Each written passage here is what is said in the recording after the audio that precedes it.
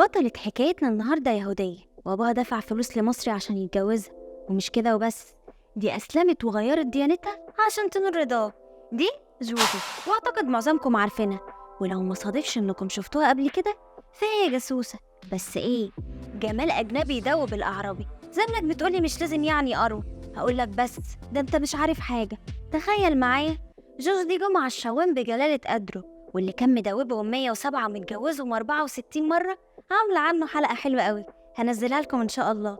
قال إنه وقع في حبها من اللحظة الأولى، واللي منع إنه يتجوزها خوفه أحسن الموساد يخلصوا عليها بعد ما باعتهم لصالح مصر. وطبعا أنا عرفت جوجو بسبب خناقة يارا مع جوزها. زمانك بينه وبين نفسك بتقول ربنا يكتر من خناقات يارا وجوزها اللي من النوع ده.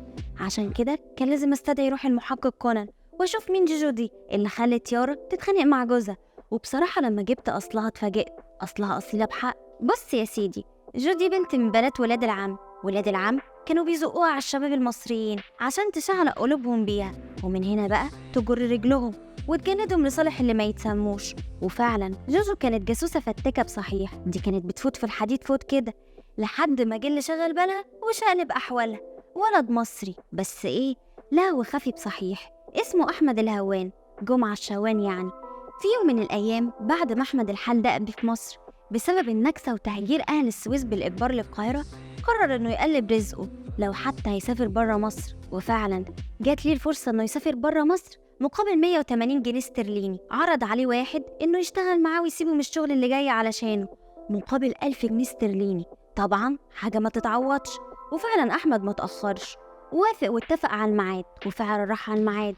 وهناك ملقاش الراجل، لقى أستاذة جوجو بجلالة قدرها مستنياه وعمالة تلعب في عقله لحد ما راح معاها شقتها. ومن هنا بقى بدأت جوجو تهتم بأحمد، ما هي عايزة تجر رجله. والموضوع اتطور، دي بدأت تجيب له لبس إشي أبيض وأسود وإشي ألوان، وتروح هنا وهنا وتستناه في مينا كل مكان كان بيسافر ليه، لحد ما أحمد راح يطلب من أبو جوجو ديفيد باشا إنه عايز يتجوز بنته.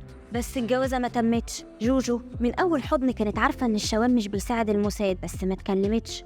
ومع الوقت الحب حولها لإنها تشتغل لمصلحة مصر. جوجو بالرغم من شغلها سنين مع اللي ما يستموش وانتمائها ليهم، إلا إنها ساعدت الشوان وما همهاش حياتها قصاد إنها تحافظ على بلد حبيبها. جوجو كانت عاملة مزدوجة، عارفة إن الشوان شغال لحساب مصر، ولكنها بتقوله وتحذره من اللي ممكن يشوفوا منهم.